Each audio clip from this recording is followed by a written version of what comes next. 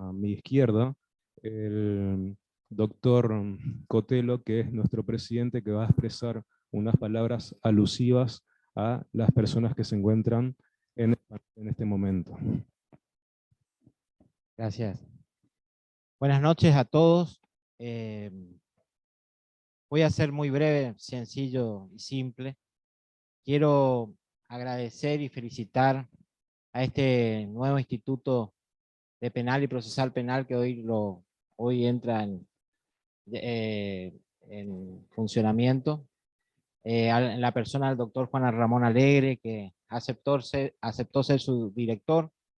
En la persona del doctor Facundo Leguizamón, quien es a su vez vicepresidente del colegio, pero que tomó la posta en el tema penal dentro de nuestra comisión directiva. Así que le felicito y le agradezco también todas las ganas que le puso. A todo el equipo que está trabajando detrás de nosotros, de la Comisión de Jóvenes, al tesorero, a Juan Bodadilla, a todos ustedes los que han venido hoy aquí. Para nosotros es un orgullo hoy lanzar este instituto. Ustedes saben todos los cambios que se están produciendo en nuestra provincia. Y empezamos con el Código Procesal Civil, el Código Procesal Familia. Bueno, se nos viene el Código Procesal Penal en esta circunscripción. En el interior ya estaba funcionando, o en las otras circunscripciones, mejor dicho. Así que nos viene bien a todos un poco ponernos al corriente del tema. Y qué mejor que con la visita y con la charla que hoy va a dar el doctor Guillermo Rojas Bucelato, quien es, bueno, una persona que todos conocemos, estimamos, y forma parte de nuestra casa, y es una persona que conoce mucho todo lo que es el derecho penal. Así que bienvenidos a todos, les agradezco la deferencia de estar hoy aquí, y bueno, sigan adelante, yo me voy a quedar escuchando la clase, por supuesto, y agradecidos a todos por el esfuerzo y por el trabajo que están realizando hoy. Gracias, gracias a todos. Muchísimas gracias. Tal como ha indicado precedentemente el doctor Cotelo, el panel del instituto se encuentra compuesto por la eminencia del doctor Juan Ramón Alegre, por la codirección de nuestro vicepresidente del colegio, el doctor Marcos Facundo Leguizamón, quien les habla en calidad de secretario, Quintana Giles Rodrigo, y de prosecretario, el abogado Richard Iván Vallejos.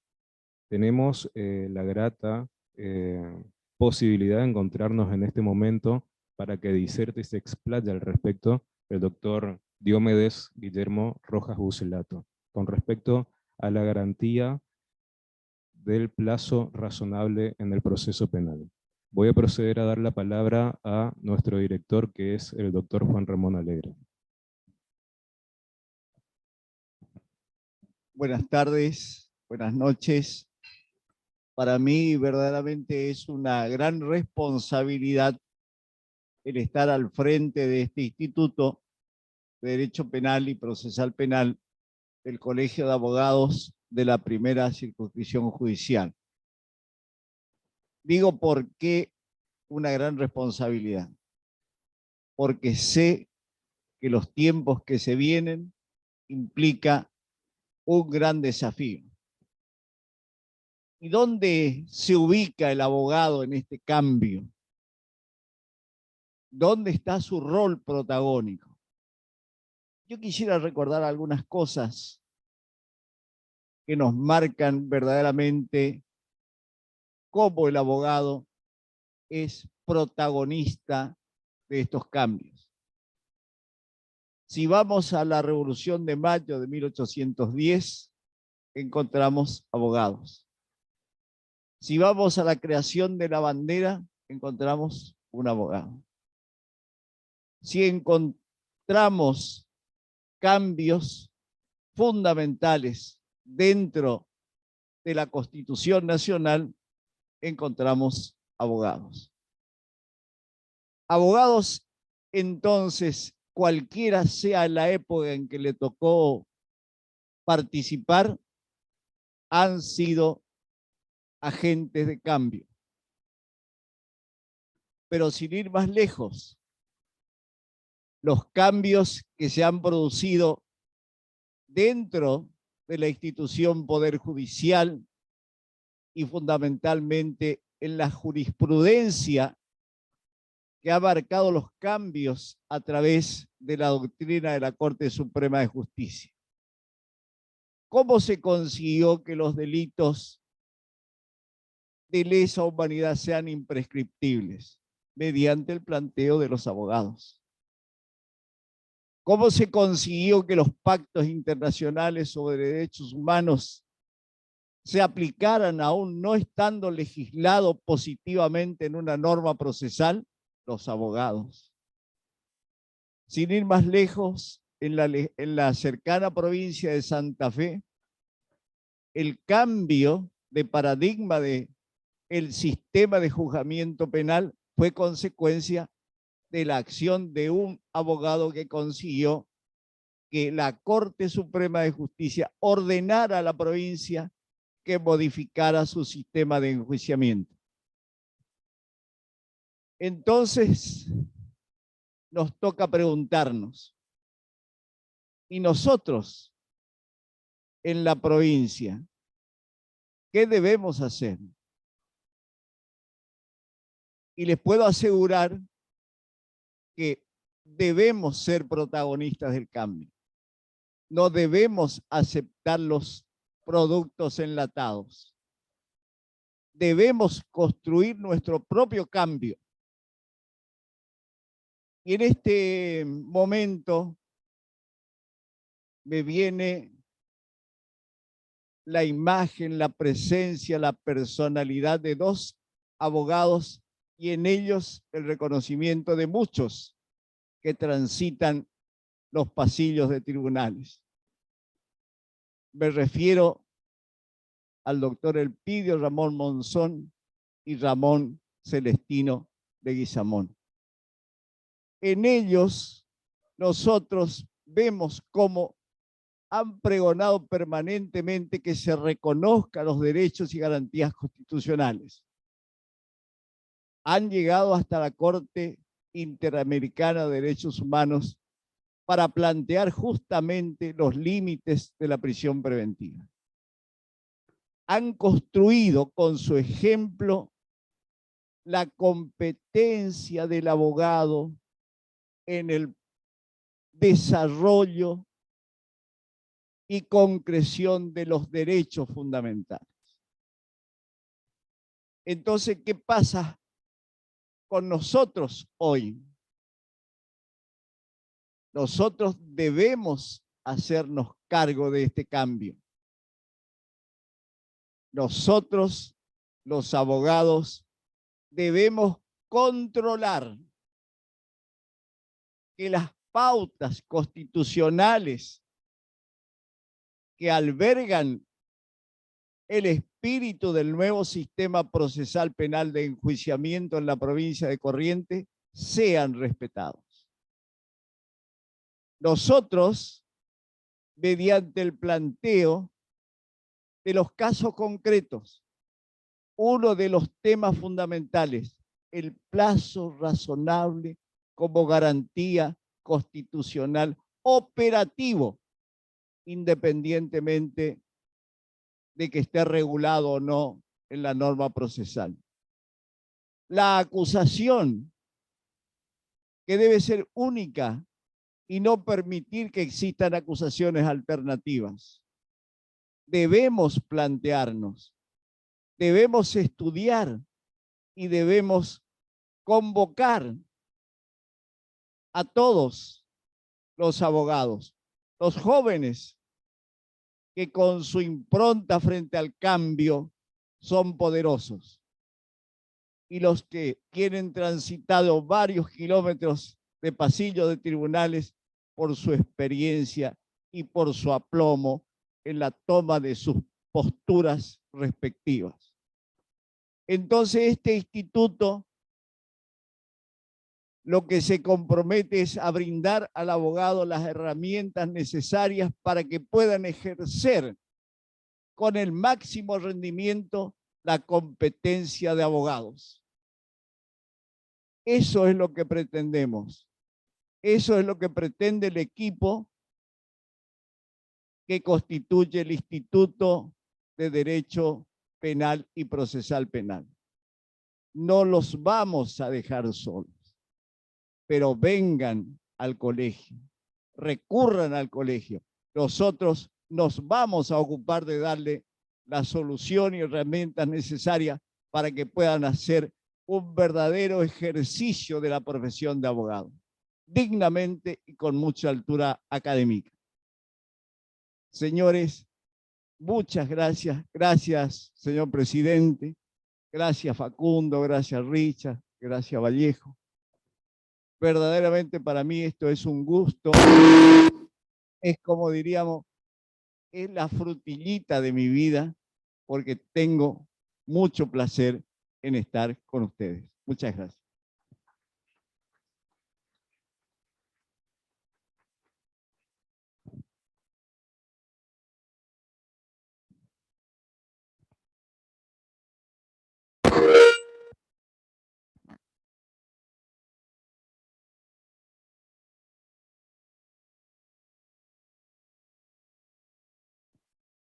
Muchísimas gracias, doctor Alegre, por sus alusivas palabras, por la presentación del instituto.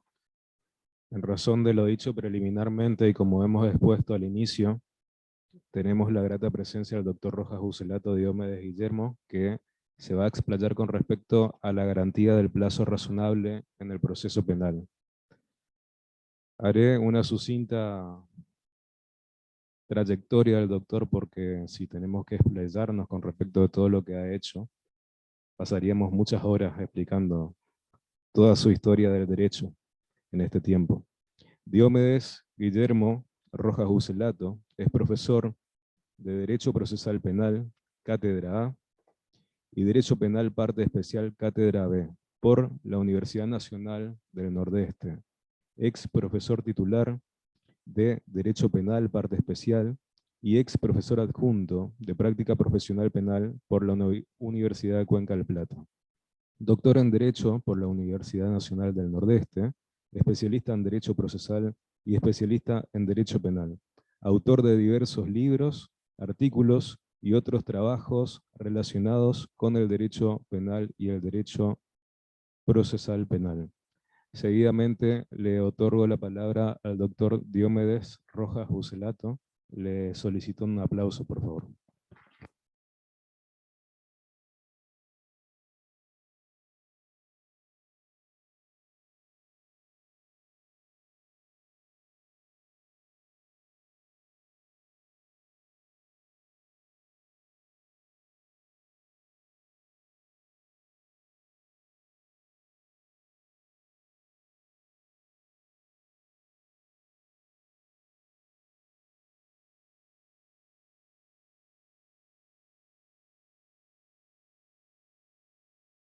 ¿Ahí se escucha? Bueno, vuelvo. Agradeciendo nuevamente a las autoridades del colegio. Agradezco básicamente a los flamantes fundadores del comité que va a hacerse cargo justamente del área del derecho procesal penal dentro de esta casa. Agradezco la invitación y la convocatoria, y vuelvo a repetir, no me creo merecedor de esta honra y de estar justamente ocupando esta silla al lado del doctor Alegre, al lado del doctor Leguizamón. Básicamente es un honor para mí estar acá y voy a tratar de hacer lo posible por estar a la altura de las circunstancias. Nos convoca hoy un tema que me ha llevado ya hace un tiempo a inquietar con respecto a la demora en el proceso. Todos repetimos, parece como un cliché sin pensar demasiado, que justicia lenta no es justicia y que el proceso debe durar un plazo razonable. Y de hecho así se ha plasmado en diversos tratados, instrumentos internacionales e incluso en la propia Constitución, pero de hecho parece que estamos muy lejos de poder lograr esta misión que nos impone la Constitución y los instrumentos internacionales con jerarquía constitucional. Entonces, la idea central de hoy es justamente analizar el nuevo Código Procesal Penal de la provincia de Corrientes y ver si verdaderamente esto puede ser un instrumento que nos lleve a nosotros a cumplir con esta manda judicial de respetar la garantía del plazo razonable dentro del proceso. Entonces, cuando nosotros empezamos a hablar de nuestro Código Procesal Penal, nosotros tenemos que tener en cuenta el contexto en el cual este fue sancionado. Este tiene un linaje que deriva básicamente del proyecto del INESIP, pero digamos su sello indiscutible es tomado del Código Procesal Penal de la Nación a través de la ley, perdón, el Código Procesal Penal Federal, a través de la ley 27063 y sus repetidas modificatorias. Este código que vino a suplantar el viejo código mixto, por no decir inquisitivo atenuado, que fue, digamos, insertado allá por los años 70, donde traía la oralidad y en su momento fue un código avanzado, hoy por hoy ha quedado totalmente vetusto, era imperioso la modificación de este código y esto viene a ser el nuevo Código Procesal Penal de la Nación, de la provincia, que por ley 6518 se hace ley y en consecuencia adoptamos un Código Procesal Penal de talente acusatorio, todavía no implementado en toda la provincia porque se ha establecido un orden gradual de implementación y aquí en nuestra primer circunscripción todavía no lo tenemos vigente, pero se avisora que prontamente vamos a tenerlo aquí con nosotros, aplicándolo. La cuestión entonces se centra en ver si este nuevo código cumple o no con los estándares que a nosotros nos marca la Constitución, porque el ser acusatorio es una de las circunstancias que nos establece la Constitución para que haya un debido proceso legal, pero no es la única. En consecuencia, es difícil hacer un análisis global de todo el código, pero podríamos a grandes rasgos decir que tiene la virtud de transformar un modelo de carácter infraccional por un modelo de carácter básicamente que mira al delito como un conflicto intersubjetivo de intereses con trascendencia social y que tiene básicamente la idea que impregna toda esta reforma de buscar un modelo en el cual se tienda principalmente a buscar una salida al conflicto que puede ser en algunos casos la pena y en algunos casos puede ser una salida alternativa. Dicho con otras palabras, puede haber un derecho penal en algunos casos sancionador y en otros casos reparador.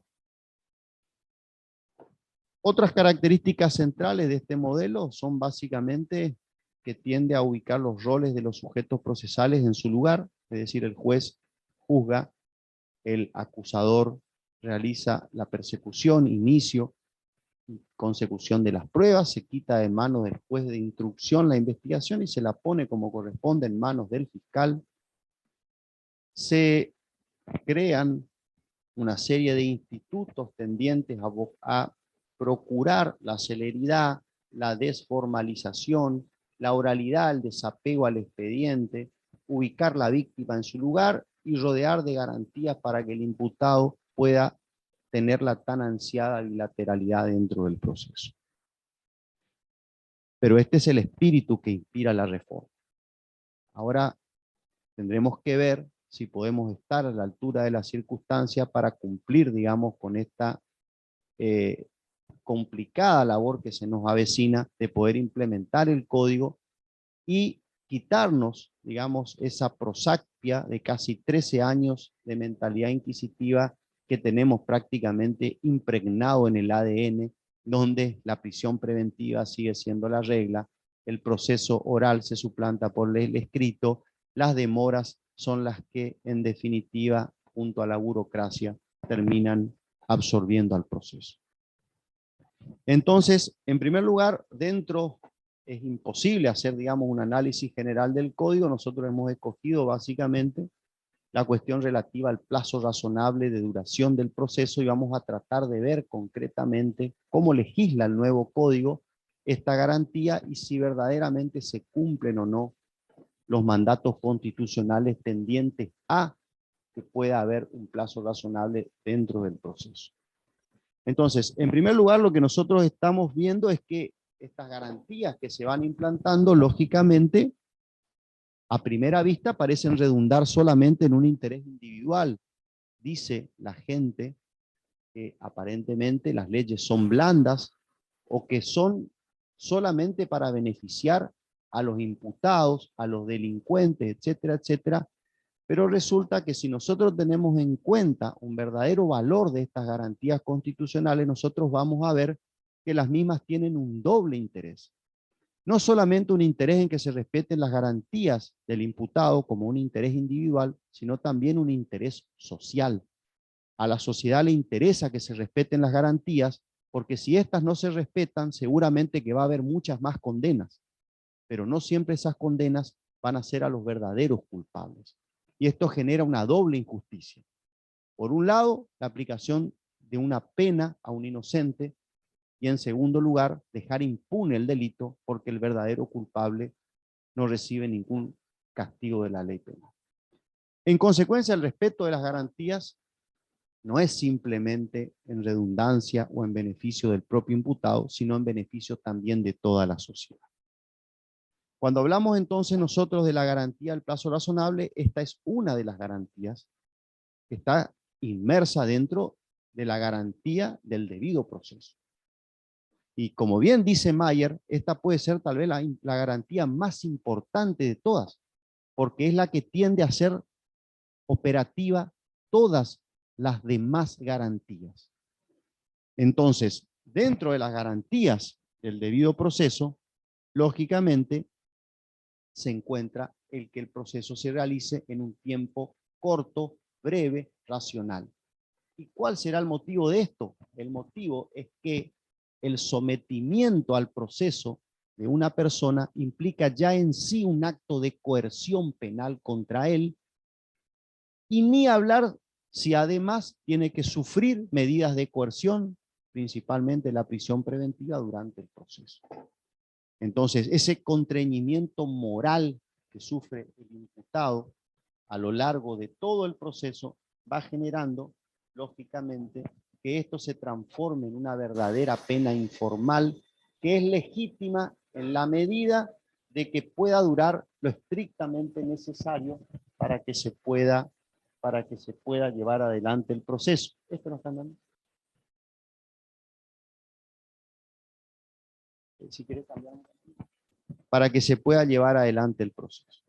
Entonces, ¿qué comprende la garantía del plazo razonable? La garantía del plazo razonable a nosotros se nos desdobla en dos grandes cuestiones. Primero, ¿qué entendemos por plazo razonable? Sí. Ahí. ¿Qué entendemos por plazo razonable? Y después, ¿qué consecuencia debe surgir ante la violación de la garantía constitucional? Entonces, en primer lugar, se nos plantea a nosotros una cuestión que es definir el plazo razonable, y segundo, vamos a ver qué consecuencias nosotros podemos aplicar.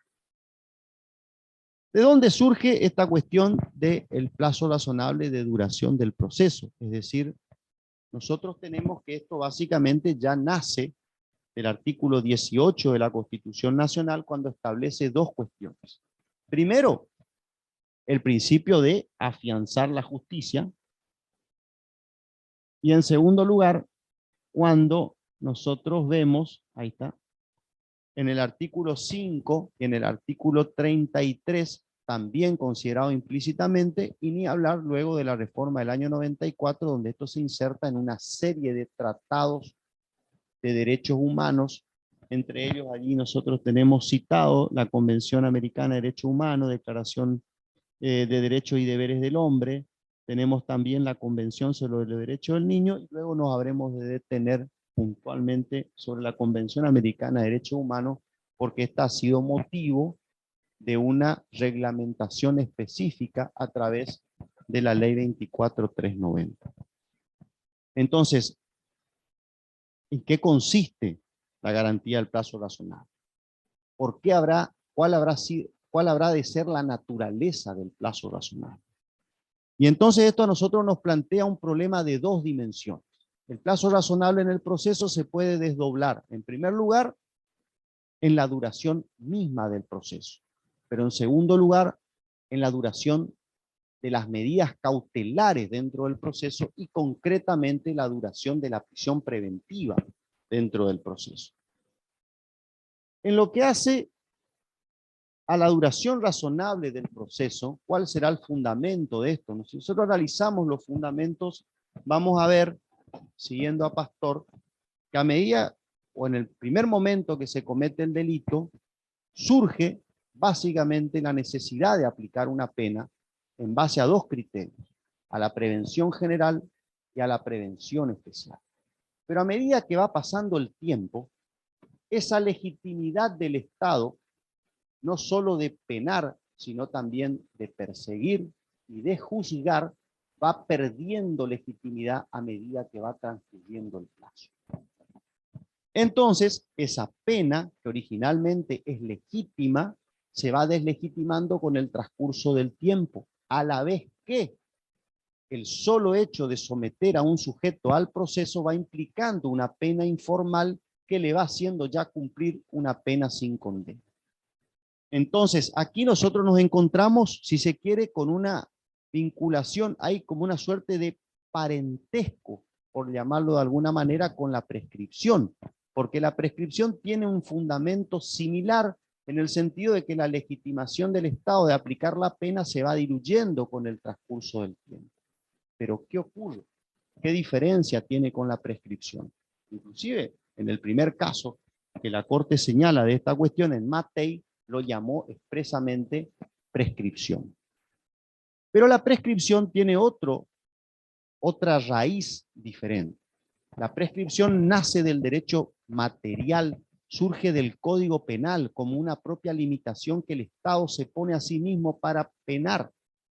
En cambio, la duración razonable del proceso surge como consecuencia de una garantía constitucional. La extinción de la legitimidad del Estado de penar surge como una consecuencia de la aplicación de la garantía prevista en la Constitución.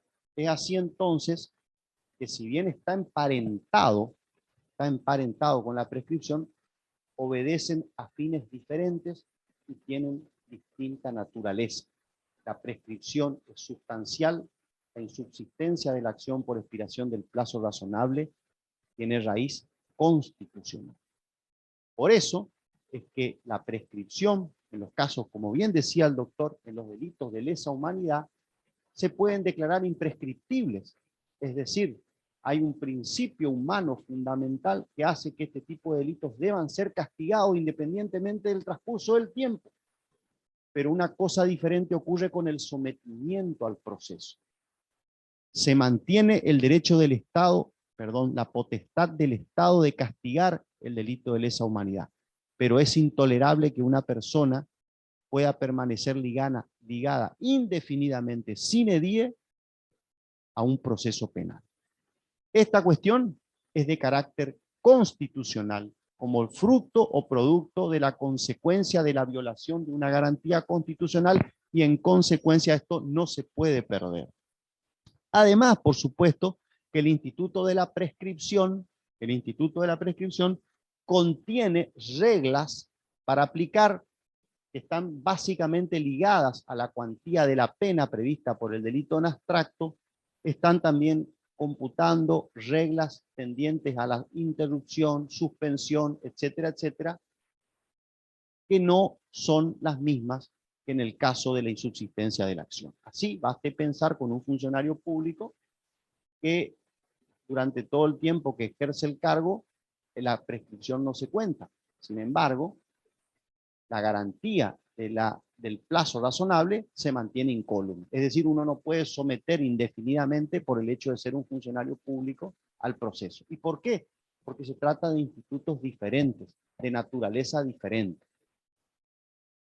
Sin perjuicio de que, por ejemplo, se podría tomar a la prescripción de la acción como un parámetro cuando éste fije un plazo más beneficioso para el imputado, como hace, por ejemplo, el artículo 146 del Código de Chubut. Entonces, el segundo plano en el que nosotros veníamos hablando hace referencia a la privación de la libertad durante el proceso. Medida de coerción, sinónimo de aplicación compulsiva al recorte de un derecho o un bien jurídico.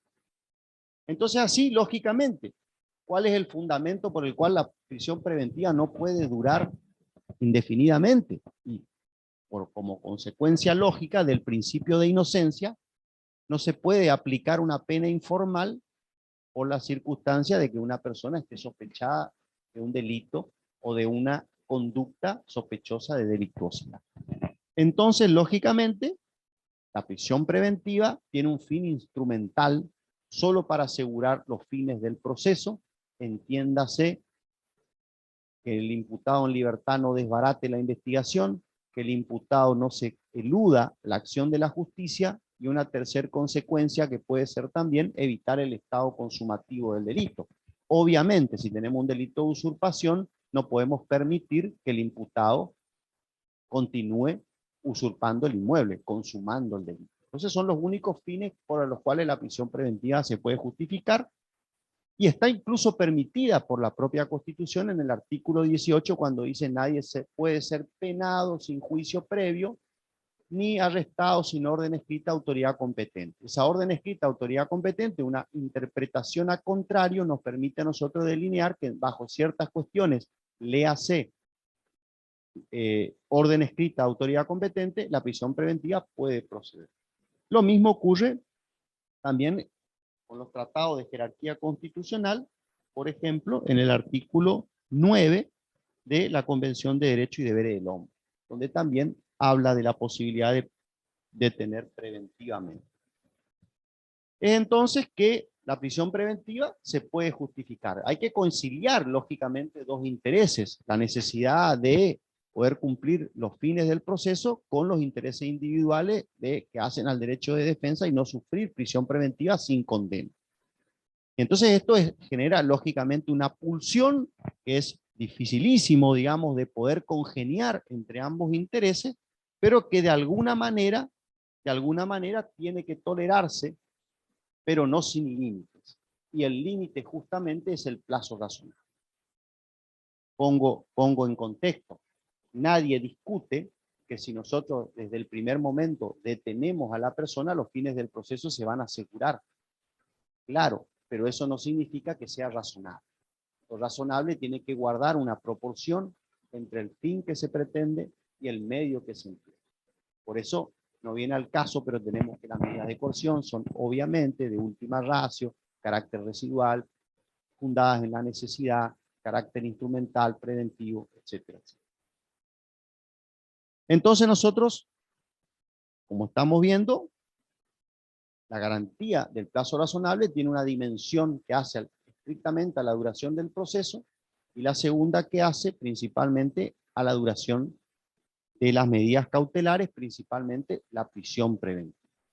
Y ahí volvemos con esta cuestión. Habíamos dicho que con la incorporación en el año 94 de los tratados internacionales de derechos humanos, se regula en varios artículos que hemos puesto ahí en la lámina la garantía del plazo razonable. Y esta garantía del plazo razonable, entonces luego surge el problema. ¿Cómo entendemos al plazo razonable? Y volvemos al origen del problema, definir plazo razonable. Entonces allí el legislador, ante la dificultad que se le presenta, ¿por qué? Porque lógicamente es muy difícil poner en unidades de tiempo, es decir, días, meses o años, una regla general para todo tipo de proceso, ya que lógicamente cada proceso tiene su propia particularidad, su propia impronta que hace que el plazo en uno sea razonable y en otro sea irrazonable. Por ejemplo, en el caso de un hurto, donde el imputado es aprehendido en flagrancia, el plazo razonable del proceso serían unos pocos meses o tal vez semanas. En cambio, en una intrincada estafa, donde hay un crimen organizado con muchos imputados, una gran cantidad de víctimas presentadas como querellantes y documentación contable difícil de poder expugnar, entonces lógicamente ahí el plazo razonable de semanas o días o meses puede no ser razonable. Entonces también hay, digamos, tampoco implica el plazo razonable no excederse en perjuicio del imputado, pero también darle a la administración de justicia el tiempo suficiente para que pueda hacer bien su trabajo. Es decir, de ninguna manera se puede pretender que la justicia haga mal su trabajo o alborotadamente tendiente al respeto de la garantía. Porque ahí también esa función de la que estábamos hablando entre interés particular e interés público, lógicamente se desequilibra. Entonces, la jurisprudencia fue la que tomó la posta de definir qué era el plazo razonable, y ahí entonces nosotros nos hicimos un análisis jurisprudencial respecto de cómo ha evolucionado el concepto de plazo razonable. En un primer momento, nosotros tomamos como inicio una jurisprudencia, BEMOF, del año 68, de la Corte Europea de Derechos Humanos, que interpreta el artículo 6.1 de la Convención Europea de Derechos Humanos, que es prácticamente igual a nuestro 7.5 de la Convención Americana. De modo tal que los criterios que allí dimanan de esta Corte son directamente trasladables, y de hecho es una jurisprudencia harto citada por la Corte Americana de Derechos Humanos. En la causa BEMOF se pone fin a una prisión preventiva que había sido dilatada, y se crean 7 criterios tendientes a buscar la razonabilidad del plazo. Y dentro de ello, principalmente el origen tendría a poner fin a la prisión preventiva, pero que luego estos criterios son trasladables también para buscar el plazo máximo de duración del proceso. No viene al caso repetir, ya veo que los organizadores están mirando el reloj. Los tenemos allí expuestos, y básicamente habla de la duración de la detención, de la duración de la prisión preventiva, efectos personales del imputado, la conducta del imputado, la manera que se investiga y también la conducta de las autoridades judiciales. Ahora bien, el problema que surge en la causa BEMOF es que peca por defecto, es decir, la Corte establece una batería de criterios, algunos son cuestionables, ahora vamos a ver, y por otro lado no nos dice cómo debemos valorar esos criterios. Si hay un criterio más importante que otro que deba prevalecer, o si todos tienen que prevalecer o tener la misma fuerza, o bien si estos criterios deben combinarse de alguna manera determinada, es decir, la Corte no nos da esos parámetros. Y luego la evolución continúa. Así, por ejemplo, luego vemos la causa, perdón, ahí allá abajo está la causa Stockmüller, en la cual esta sienta una doctrina central que va a marcar luego el criterio de cómo los tribunales argentinos van a valorar el plazo razonable. Y en esta fallo, básicamente se sienta la denominada teoría del no plazo. ¿Cómo es eso? Pues como el nombre lo indica, es un plazo que no es un plazo. Es decir, se niega que se pueda determinar en una unidad de tiempo, que a diferencia del concepto de plazo que todos manejamos, que es un lapso de tiempo dentro o fuera del cual puede realizarse un acto jurídico, en este caso un acto procesal, opta por un criterio normativo diferente. El plazo va a estar dado por los criterios y no por unidades de tiempo. Y luego la Corte termina de delinear en los casos Foti y otros, donde allí la Corte Europea de Derechos Humanos establece la denominada teoría de los 7 criterios. Y ahí entonces se termina de delinear esta jurisprudencia, donde luego vienen otros fallos que nosotros hicimos ahí expresa mención, que no podemos no podemos explicarlos, digamos, porque nos llevaría mucho tiempo, pero de este grupo de fallos dimanan digamos, un conjunto de criterios que determinarían qué es el plazo razonable. Por mencionarlos, decimos, por ejemplo, la conducta del imputado, gravedad de la infracción, dificultad para investigar, la manera en que la investigación fue conducida, la conducta de las autoridades judiciales, la complejidad del caso, etcétera, etcétera. Ahí ya nos tienen que sonar todas las alarmas. Fíjense que ponen, en primer lugar, la conducta del imputado. Entonces, nuevamente, ¿quién tiene que pagar el precio por el incumplimiento del plazo? El imputado. Entonces, resulta que si el imputado realiza una conducta dilatoria dentro del proceso, no está haciendo otra cosa que ejercer su derecho de defensa según la ley le acuerda y le autoriza a hacer. Entonces, si el imputado ejerce un derecho dentro del proceso, nunca puede ser esto entendido como una suerte de boomerang en el cual le vuelve en contra y él después no va a poder invocar la afectación de la garantía. Por poner palabras de Werner, sería como cargar a la cuenta del imputado las falencias del sistema. Otra de las cuestiones que también se critica, por ejemplo, es que en este caso que nosotros veníamos hablando, básicamente en FOTI y otros, la Corte Europea pone en cabeza del Estado demandado la carga de probar la razonabilidad del tiempo y el fundamento de la dilación. Esto, lógicamente, es una doctrina sumamente siniestra, por llamarlo de alguna manera, porque, como bien dice Pastor, que el proceso finalice en un plazo razonable o no, es algo que lógicamente no puede reconocer ningún tipo de justificación. Es decir, usted no le puede decir al Estado justifique por qué demora. Es decir, usted no puede justificar la violación de una garantía constitucional.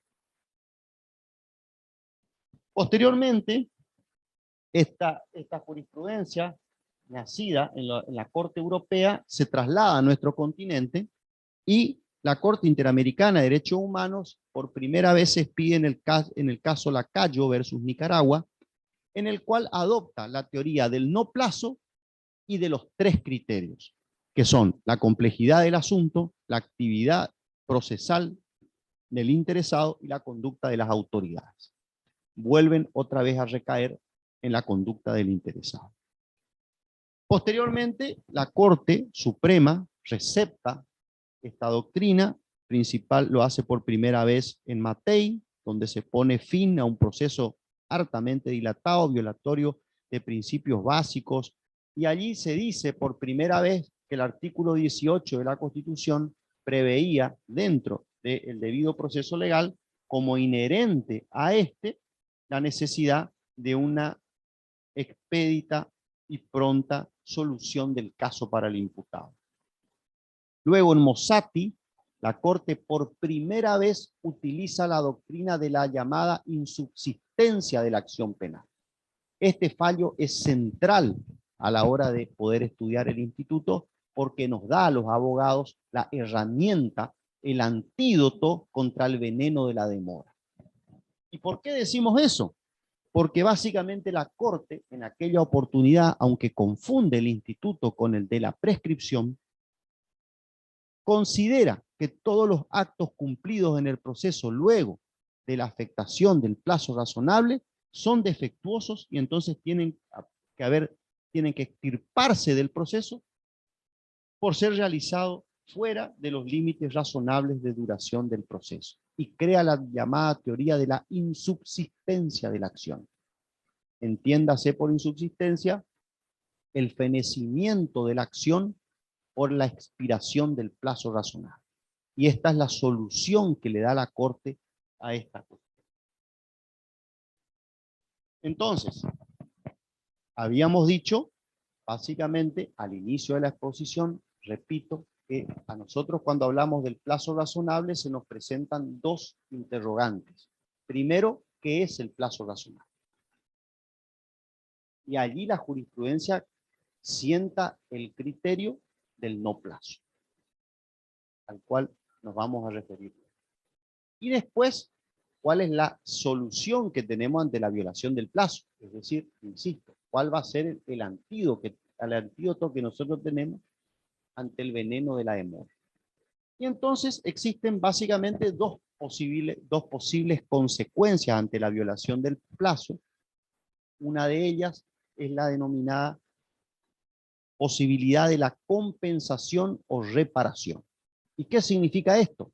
Puede significar básicamente que tras la violación de la garantía se pueda indemnizar al justiciable, se le pueda rebajar la pena, se le pueda computar de una manera más ventajosa la prisión preventiva, etcétera, etcétera. Esta es la posición mayoritaria. Y la posición minoritaria considera que ante la violación de la garantía no queda otro remedio que hacer cesar inmediatamente. Dicho con todas las letras, si se excedió la duración del plazo, hay que declarar insubsistente y sobreseer al imputado. Si se violó el plazo de la prisión preventiva, hay que hacer cesar inmediatamente y poner en libertad al imputado. Esta es la única manera que nosotros tenemos de hacer valer la garantía.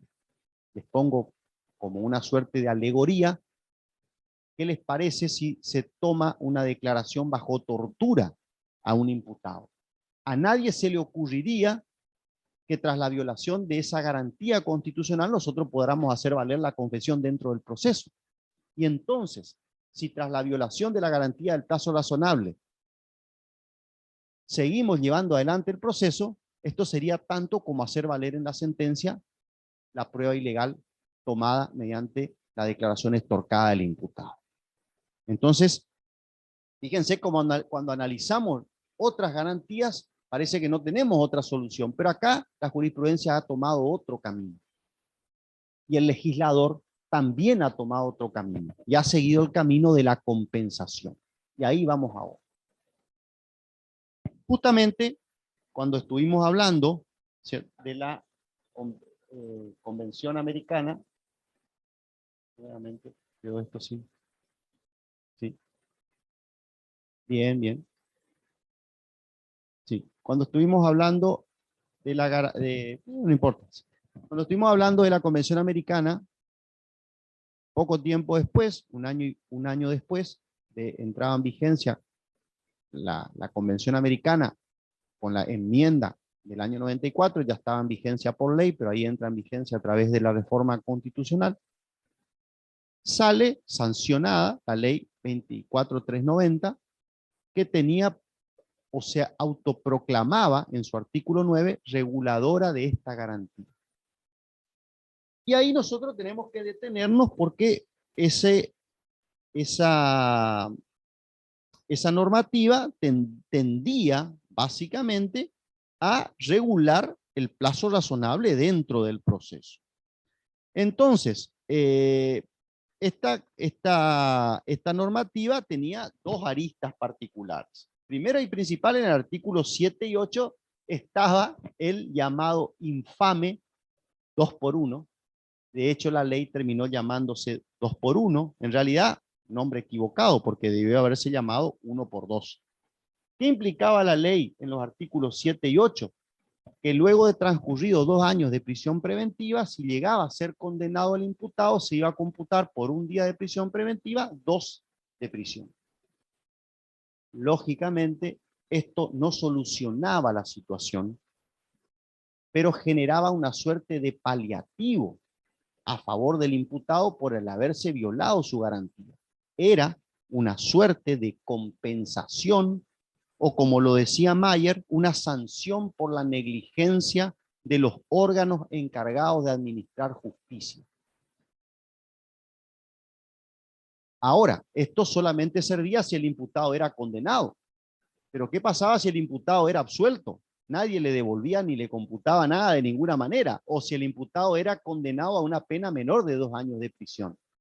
En este caso no había ninguna compensación y solamente le quedaba un derecho a una indemnización civil, que sabemos que en los anales de la jurisprudencia no encontramos prácticamente ningún caso donde se haya indemnizado a alguien por la violación de la garantía. Y en el segundo caso, digamos, ¿qué pasó con esto? lógicamente, la presión política, la presión que ejercen los medios de comunicación sobre los legisladores, siempre preocupados por mantener contento a su electorado, tras la ocurrencia de 2 o 3 casos que conmocionaron a la opinión pública, en este caso, concretamente eran delitos de lesa humanidad, terminaron derogando la ley del 2x1.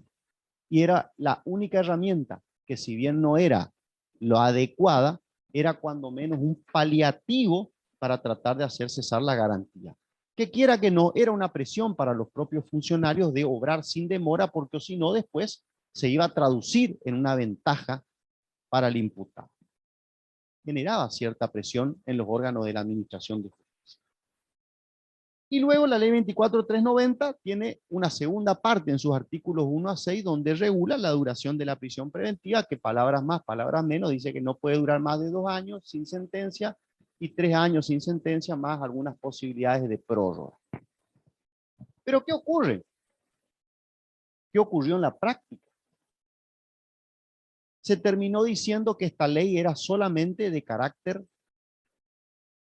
digamos, no era de carácter operativo, en forma automática, sino que tras los 2 años, el juez debía analizar cada caso concreto si fue o no fue razonable. Y el análisis de razonabilidad de plazo se terminó transformando en un análisis de razonabilidad si la prisión preventiva seguía siendo necesaria o no. Y en la práctica se terminó desvirtuando, se transformó en letra muerta y a diario nosotros terminamos viendo prisiones preventivas eternas. Ello pasando por alto toda la discusión si la ley 24.390 era o no de aplicación en la provincia, que tuvo por supuesto una jurisprudencia oscilante de nuestro superior tribunal, que fue y vino muchas veces sobre sus pasos, hasta que hoy prácticamente dejó inoperativa esta garantía. Entonces, ¿qué salida nosotros le damos? Bueno, vamos a ver, como dijimos al inicio, si nuestro nuevo Código Procesal Penal cumple o no con la posibilidad de poner un remedio adecuado a la demora dentro del proceso. Y entonces nosotros nos vamos a encontrar, ahí sí. Un segundito, les quiero mostrar cómo está regulado esto en el Código Procesal Penal de Corrientes. Mientras que arman técnicamente, desde ya les adelanto que la regulación del Código Procesal Penal de Corrientes es exactamente igual que la del Código Procesal Penal Federal. Es decir, lo dicho para Corrientes vale para el ámbito federal en el nuevo código sancionado por ley 27063, que todavía no está tampoco en vigencia en nuestra zona, sino solamente en algunos lugares como Salta y Jujuy y las circunscripciones que comprenden la competencia de las cámaras de Mendoza y de Rosario. Y algunas disposiciones desperdigadas que tienen vigencia en todo el país. Entonces, la regulación de la garantía en el Código de Corrientes. ¿Y cómo arranca el Código de Corrientes a regular esta cuestión? Igual que en el ámbito del Código Procesal Penal Federal, en el mismo artículo 18 para ambos instrumentos, tiene un pantallazo, un panorama halagüeño, digamos, promisorio, y habla dentro del título primero de las garantías y habla de que todos los justiciables tienen derecho al plazo razonable. Muy bien, plausible, espectacular. Ahora, vamos avanzando. Tiene otra norma muy importante, que es la referida a que los plazos, fíjense el 129, para resolver son perentorios. Una gran diferencia con nuestro actual Código Procesal Penal de la provincia de Corrientes, igual que el Código Procesal Penal de la Nación, que establecen que los plazos son perentorios para las partes. ¿Qué significa eso? Que para el juez no son perentorios. O sea, si quiere los cumple y si no quiere no los cumple. Están simplemente mencionados para ordenar el proceso. Entonces, este nuevo código cambia ese paradigma y le dice los plazos también son perentorios para los jueces. Y después regula el plazo razonable, dice que el plazo de duración del proceso no puede ser por más de 3 años, dice que el plazo para la investigación penal preparatoria no puede ser más de 1 año, algunas excepciones para poder prorrogar. A diferencia del Código Procesal Penal Federal, no contiene un capítulo referido a los procesos de investigación compleja, pero sí contiene un capítulo especial para los delitos de flagrancia donde los plazos se acortan. Pero ¿cuál es la primer crítica que nosotros le hacemos al código? Imagínense ustedes que puede cualquier proceso durar hasta 3 años, lo que es lógicamente un tiempo extremadamente prolongado para que se puedan llevar adelante un proceso, cuya principal virtud, como exaltamos al principio de la exposición, es que pregona la celeridad, la desformalización, la desburocratización, y etcétera, etcétera. Y ni hablar del plazo de 1 año para llevar adelante la investigación penal preparatoria. Pero esto no es lo más grave. Lo más grave del caso es que no prevé ningún tipo de sanción ante la demora. Es decir, que si no se cumplen estos plazos, no pasa nada. ¿Qué pueden hacer ante la prórroga o la duración del proceso? Existe un sistema de control de demoras en el nuevo Código Procesal Penal, según el cual, si la demora es jurisdiccional, se puede, en primer lugar, acusar el pronto despacho al propio juez, y si persiste la demora, ir al órgano con superintendencia para denunciar la demora. La demora le puede traer al juez aparejado sanciones administrativas, por un lado, y eventualmente una causal de mal desempeño que puede trasladarse en un jurado de enjuiciamiento. ¿Y qué pasa por el lado del fiscal? Si el que demora es el fiscal, se puede hacer lo mismo o acusarlo, digamos, ante el fiscal general para que tome las medidas, ya sea sanciones administrativas o bien puede ser tomado como causal de mal desempeño. Esto, a primera vista, parece promisorio, pero ¿qué ocurre? Es exactamente lo mismo que tenemos legislado en el Código Viejo en el artículo 133, en el cual nosotros sabemos que ante la denuncia de la demora, en primero y principal nos ponemos en jaque ante las posibles represalias de a los jueces que no les gusta que le estemos señalando con el dedo la demora. Y segundo, cuando denunciamos la demora, termina no pasando nada. Todo se justifica, todo está permitido bajo los clichés del recargo de tarea, de que el juez tiene mucho trabajo, la causa es compleja, hay muchos imputados, y etcétera, etcétera, etcétera. Entonces los plazos se dilatan y no hay remedio contra la dilatación. Entonces, este remedio que prevé el Código Procesal Penal de la provincia de Corrientes no es suficiente. La práctica con el viejo código ya nos dio a nosotros la señal de que este instituto de control de demoras va a fracasar. De hecho, en el Chaco, la demora, usted acusa la demora ante el fiscal y también termina no pasando nada.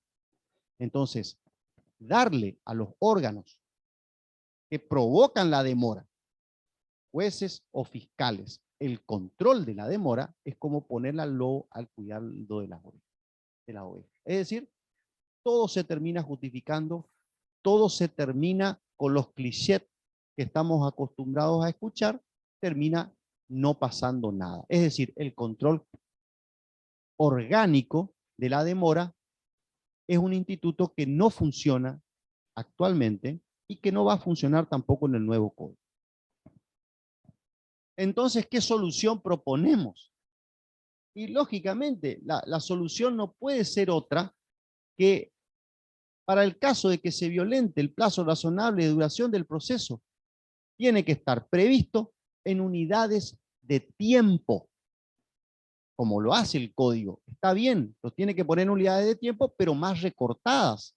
Es decir, no puede ser que cualquier investigación dure 1 año. Hay que diferenciar los tipos de proceso y según el tipo de proceso establecer qué es o no un plazo razonable.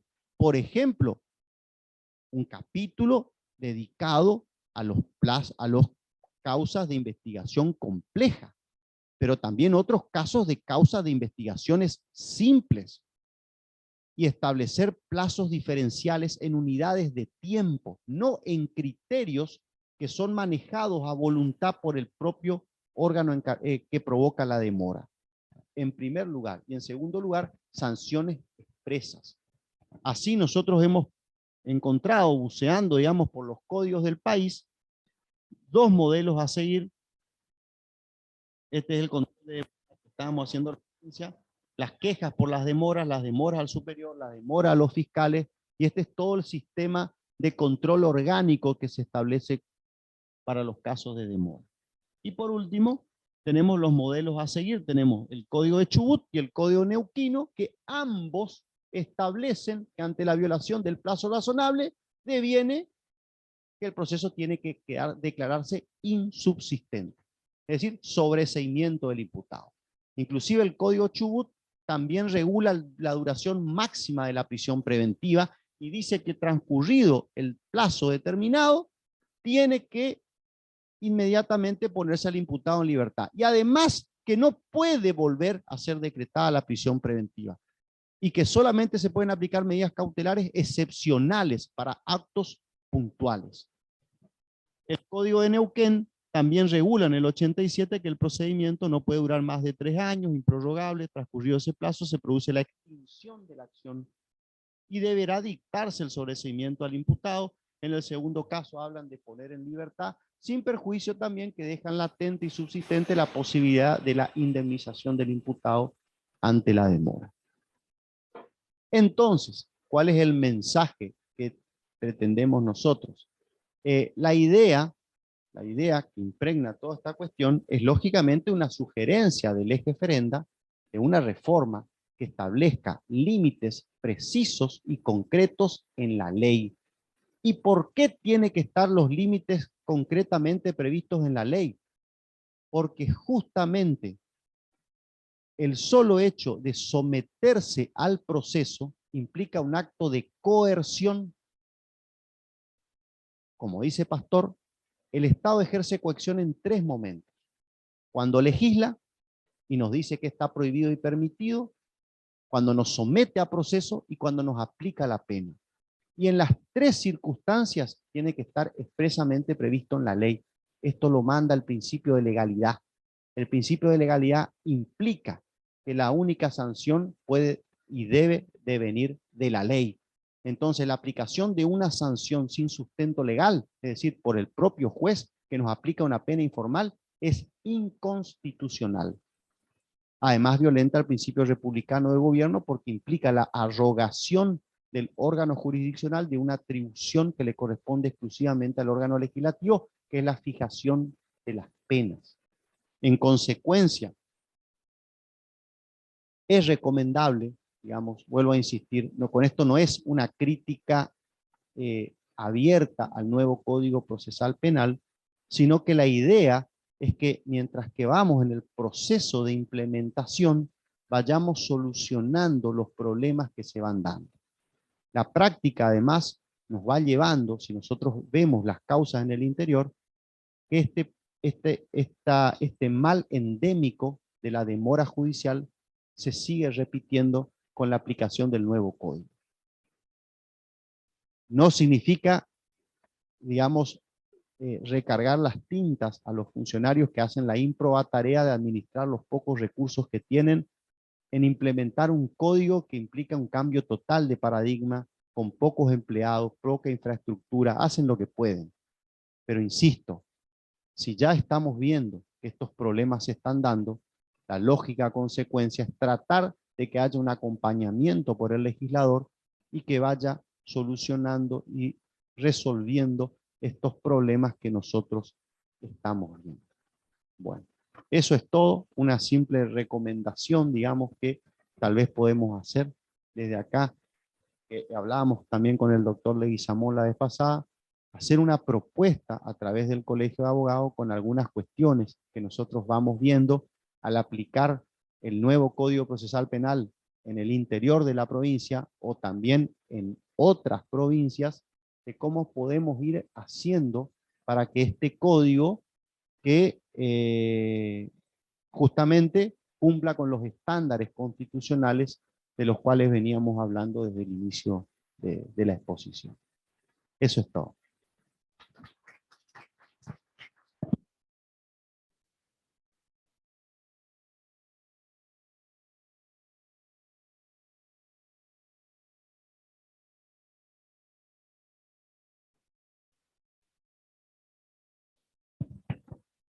Ahora sí se escucha.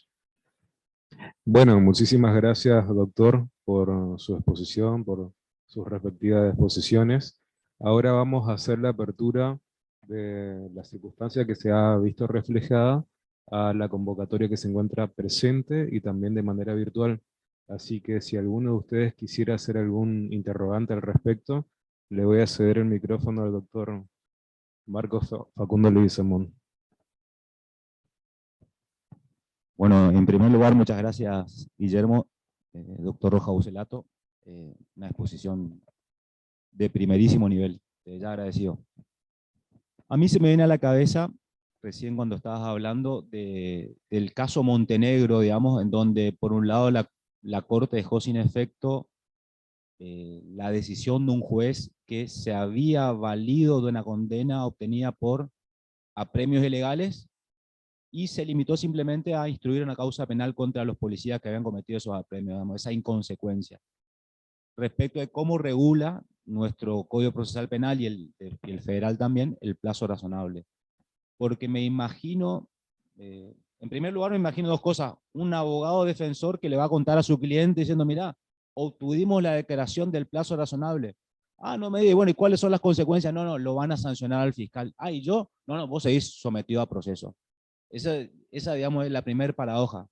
Y la segunda paradoja es, ¿qué legitimidad podría tener esa condena el día de mañana si efectivamente un superior tribunal o un fiscal general por vía de superintendencia le dijo a un juez o a un fiscal respectivamente que habían transgredido el plazo razonable, pero que de todos modos esta condena era legítima? Entonces me parece una cosa de lo más absurda.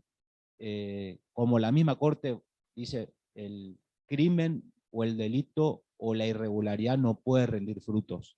Entonces me parece como que esto es una cosa al menos absurda, y es como que el legislador nos animó a poner los puntos sobre las i, y yo creo que eventualmente va a traer planteos por parte, digamos, de los abogados cuando litiguemos. Eso es una reflexión, no sé, simplemente...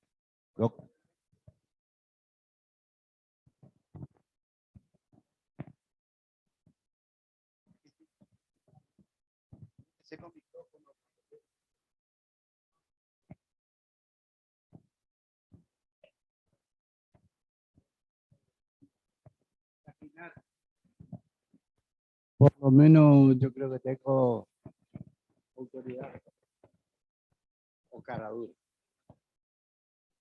Mi hermano, amigo, Guillermo.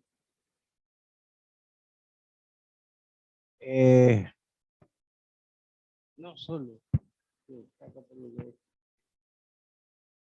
como persona, sino como persona, como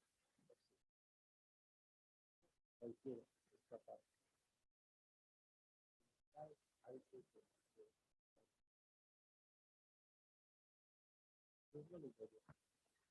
No me animaría a hacerlo, a pesar de que apenas estoy cumpliendo 46 años de abogado.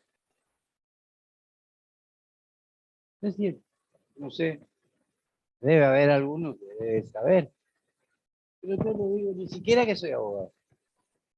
Carlos La Plata. ¿Por qué? Porque digo que soy maestro. Porque hice título. Autor. ¿Se acuerda de mí? Ah, bueno. Por lo menos alguien se acuerda de mí. Y solamente estuve 39 años cerca del doctor. Así que en la Facultad de Derecho, quiero decir, ¿no? Hemos compartido viajes, en las extensiones áulicas. Sé que algunas cositas hicimos juntos. Durante 10 años hicimos eso. Yo simplemente quería contarle una anécdota chistosa de cómo se da la vida. Un día le tocaba la palabra al tema el doctor en el curso Derecho Procesal Penal Teórico Práctico, el anterior código. Y me ve que yo tengo la mano en la boca, el dedo en la boca. Me mira y se da cuenta por qué tenía el dedo en la boca. Por favor, piensen lo que quieran. Es que soy loco, es que soy viejo, de cualquier cosa. Pero es la verdad. Entonces me vio con el dedo en la boca y con todo el desparpajo de la amistad que nos une, le dijo a los alumnos, lo que pasa es que el doctor se le cayó un diente. Me equivoco, doctor, dígame por favor si no es así.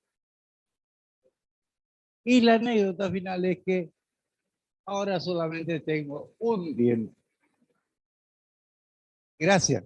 Disculpen la molestia.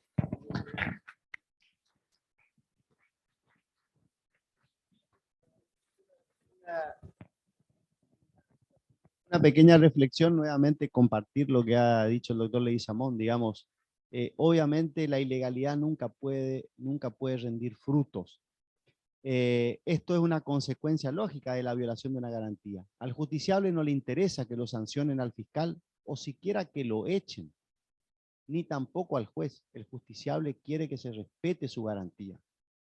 Además, sabemos que estos intercontroles orgánicos nunca llegan a ninguna sanción, ni siquiera un apercibimiento, y nunca llegan a formarse los jurados de enjuiciamiento, nunca se llega a echar a nadie, y en consecuencia una sanción es más que eso, es una mera declamación o un anhelo. Y como decía por ahí Kelsen, una norma sin sanción es una mera entelequia, es decir, no tiene sentido práctico. Y en este caso, si nosotros tras la transgresión del plazo razonable no la hacemos cesar inmediatamente, la compensación posterior o la sanción al funcionario no cumple ninguna finalidad que le interese al justiciable.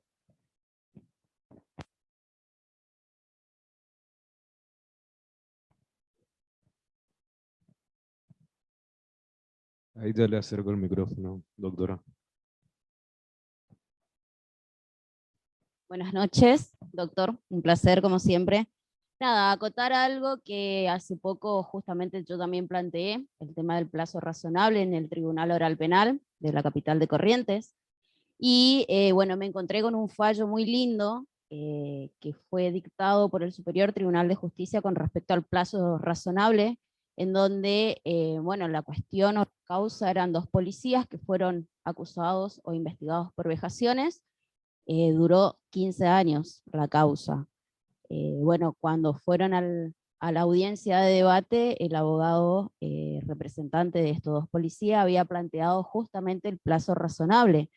Desde la declaración de imputado al procesamiento de estas 2 personas que estaban siendo investigadas, llevó 9 años. Y de ahí el resto para una audiencia de debate. Y bueno, es una causa que fue apelado, la audiencia fue hecha en el top de Mercedes. Bueno, el tribunal, por supuesto que no reconoció esto del plazo razonable, apelaron, llegó al Superior Tribunal de Justicia y en el año 2018 salió una sentencia, que lo tengo justamente en el teléfono porque es uno muy bueno, que es Ramírez Fernando Rafael Chávez Pedro Celestino por vejaciones de la localidad de Curuzucuatiá.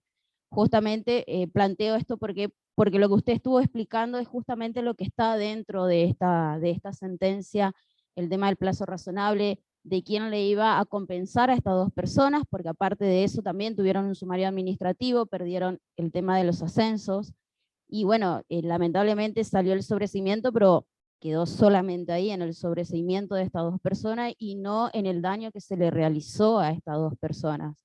Así que era solamente para acotar eso.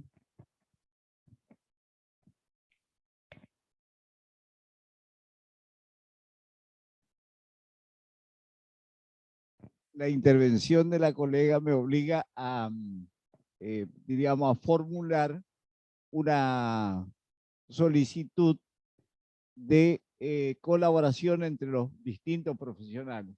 Vamos a crear un nexo, un sitio, un correo electrónico donde los colegas pueden consultar, pero a su vez remitir material valioso que ustedes dispongan. De esa manera vamos a hacer una especie de correlación entre los abogados entre sí para que se vayan conociendo estas cuestiones que son novedosas. Y otra cosa, Guillermo, que es importante, y justamente la función del instituto tiene la difícil misión, por decirlo así, de sostener el respeto a las garantías constitucionales. El plazo razonable es uno de los verdaderamente pilares centrales de las garantías genéricas y específicas en el proceso penal. Y nuestro código, el código, si bien es cierto, no tiene una sanción concreta, hay un articulito que hay que estudiarlo muy bien, que es el artículo, creo que 381, donde se dispone en caso de insuficiencia probatoria y el haberse cumplido el plazo de la investigación, el fiscal va a solicitar el sobreseimiento del imputado. O sea que nosotros, los abogados, creo que tenemos que controlar el cumplimiento de esa función del fiscal, que es muy importante. Y otra cuestión también que debemos cuidar es respecto del comienzo del cómputo del plazo razonable, la famosa formalización de la imputación. Resulta que el fiscal puede tomarse todo el tiempo del mundo y no formalizar, con lo cual no se habilita el cómputo del plazo razonable. Entonces, esos son los puntos que creo nosotros, a través del instituto, tenemos que ir planteando y proponiendo soluciones. Así que evidentemente, Guillermo, te vamos a tener convocado a esta sala siempre.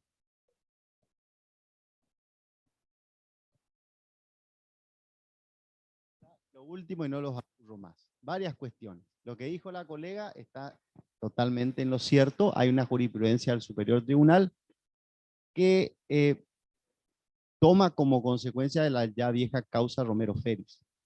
Pero además, en el ámbito federal, esta declaración de insubsistencia es ya, digamos, moneda corriente. A través de la reiteración de los planteos, esto se ha conseguido. También es cierto lo que dice el doctor, eso justamente lo hablábamos en la trastienda, que los fiscales por ahí empiezan a investigar y no formalizan la acusación para que no le empiecen a correr los plazos. Y eso ya viene a ser un mal manejo nuevamente de buscar las grietas del proceso para poder filtrar la demora. Y eso es complicado. Eso solo se puede hacer a través de una reforma del código, no hay otro mecanismo.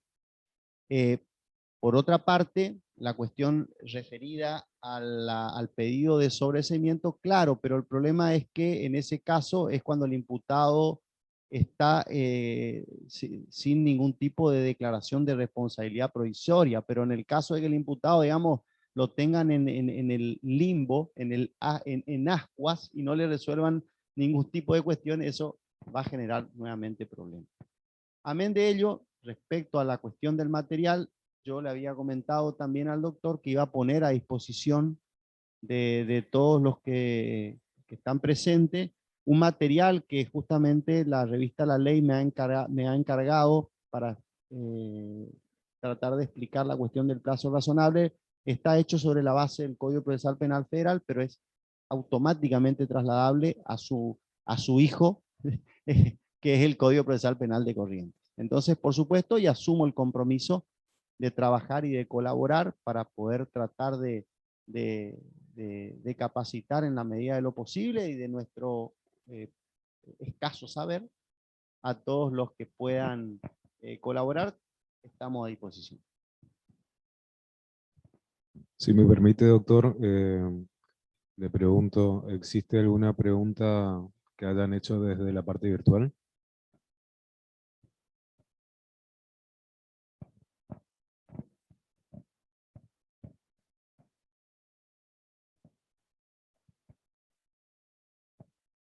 Bueno, perfecto. Bueno, perfecto. Entonces, con respecto a los interrogantes que han depuesto los colegas en Zoom. Bueno, le hago extensiva para que reproduzca. Vamos a hacer así, yo le dejo a usted el micrófono y el colega hace la reproducción. Si tienen alguna pregunta, no hay problema. La idea no quiero caer en casuística, digamos, porque todos tenemos experiencia y por ahí no queremos herir susceptibilidades de alguna persona que pueda estar comprometida dentro de los casos que comentamos. ¿Sí?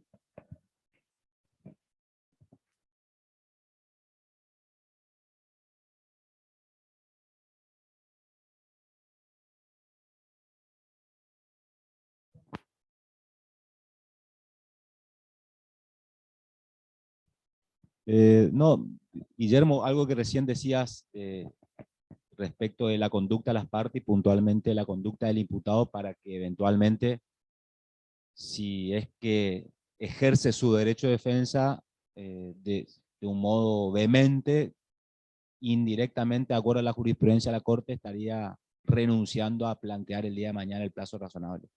Esas paradojas, digamos, que tiene.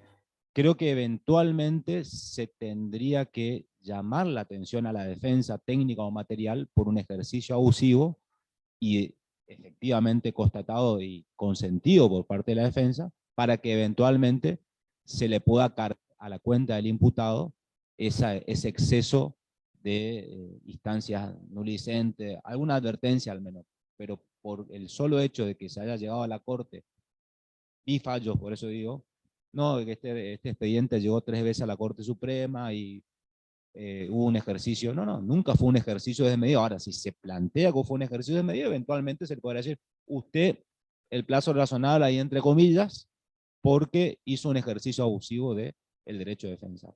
Pero si así porque sí, me parece algo excesivo. Eso.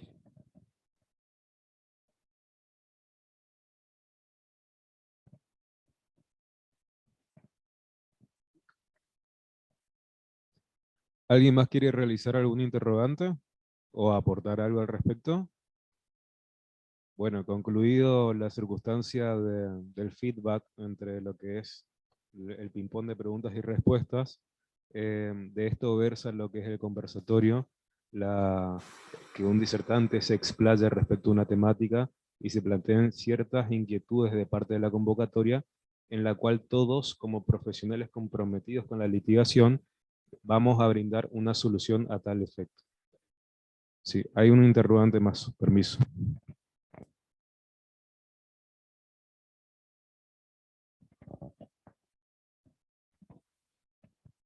Que creo que esto va a ser útil para los que son del interior. ¿Cuál es su opinión acerca del plazo razonable en los juzgados que sí ya se están aplicando, se aplica el nuevo código, digamos?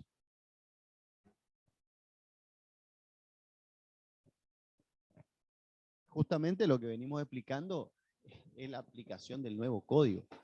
Y cómo está pasando, me ha tocado litigar en el interior. No quiero hablar de casos puntuales porque, digamos, no quiero poner el dedo acusador en nadie, pero me ha tocado justamente casos donde nunca se llega a la formalización de la acusación y tenemos meses investigando a un imputado que sabe muchas veces que la justicia lo está amenazando con la espada de Damocles y el imputado nunca llega a formalizarse la acusación, los plazos no le corren y en consecuencia lo único remedio que le queda es la prescripción.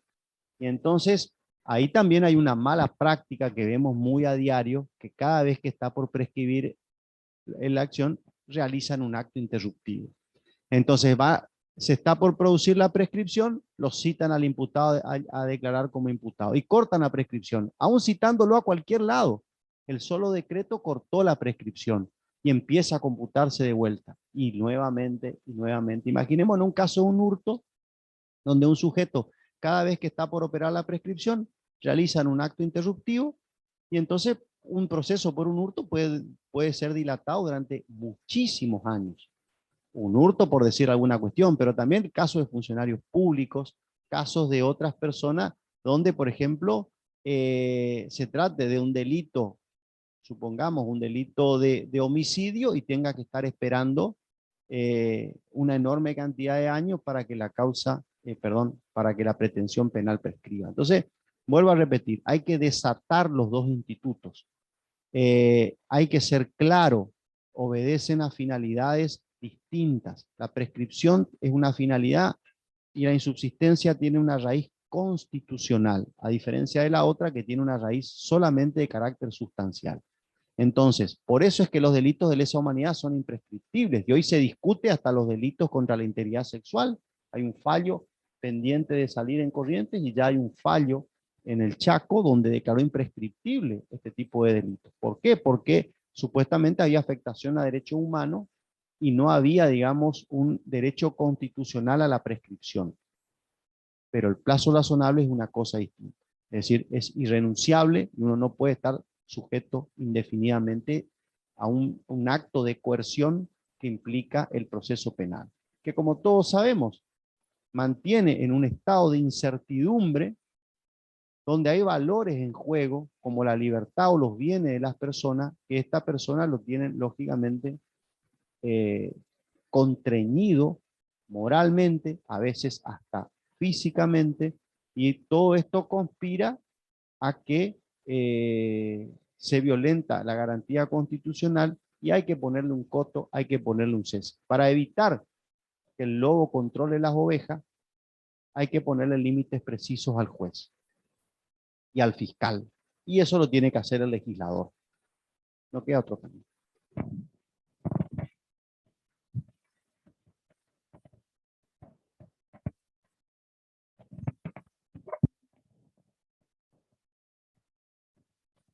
Buenas noches, mucho gusto, excelente disertación. Mi pregunta es respecto a cómo quedaría la situación del creyente que defiende a la víctima respecto de, supongamos, una sentencia donde se establezca que justamente por el plazo razonable el imputado no sería condenado, como que se estaría violando el derecho a una sentencia donde quizás, por ejemplo, tengamos todas las pruebas contundentes de que esa persona sí cometió el delito, pero que por imprudencia, ya sea del juzgado, fiscalía o el órgano que corresponda, el imputado termine siendo, obteniendo no sería una condena, no sé si sería sobreseimiento, falta de mérito, sería un modo distinto de concluir el proceso. En ese caso, como hablábamos, de como tener una compensación por parte hacia el imputado, en el caso de todo el tiempo que transcurrió, por el otro lado me refiero yo, cómo quedaría la situación de la persona que realmente sufrió un delito y estaban todas las pruebas contundentes de que esa persona, el imputado, lo cometió. No sé si se entiende la pregunta. Gracias.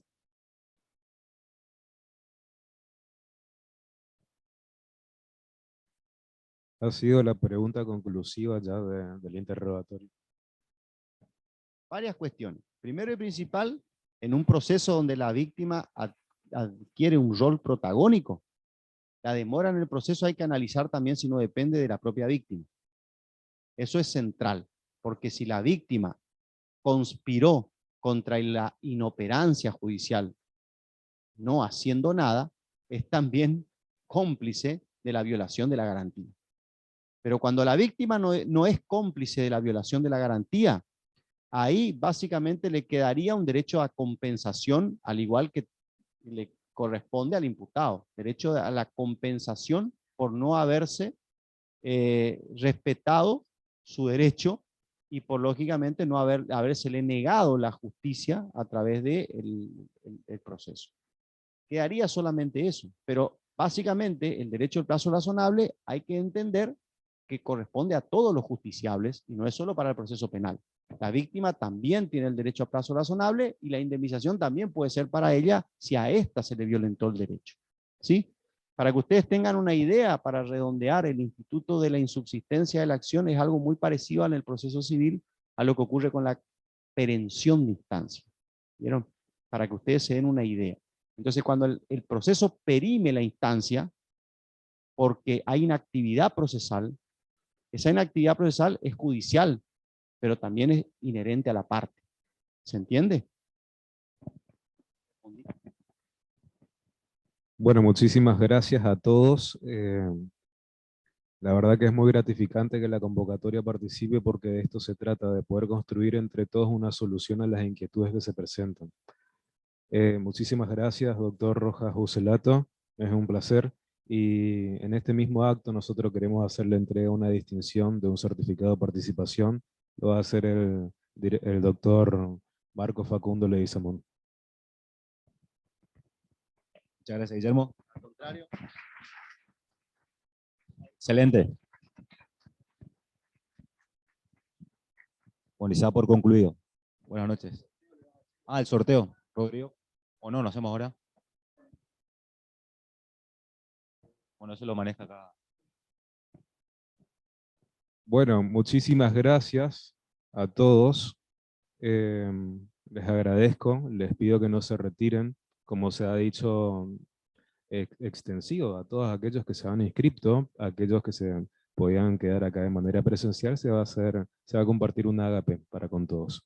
Así que bueno, el aplauso también es para con todos ustedes, para con todas las autoridades que se encuentran presentes, y entiendo y comparto que ha sido exitoso esto, y que tenemos mucho para construir entre todos como instituto, como colegas, en pro y beneficio de los derechos que le asisten a nuestros clientes. Así que muchísimas gracias y el aplauso es para ustedes.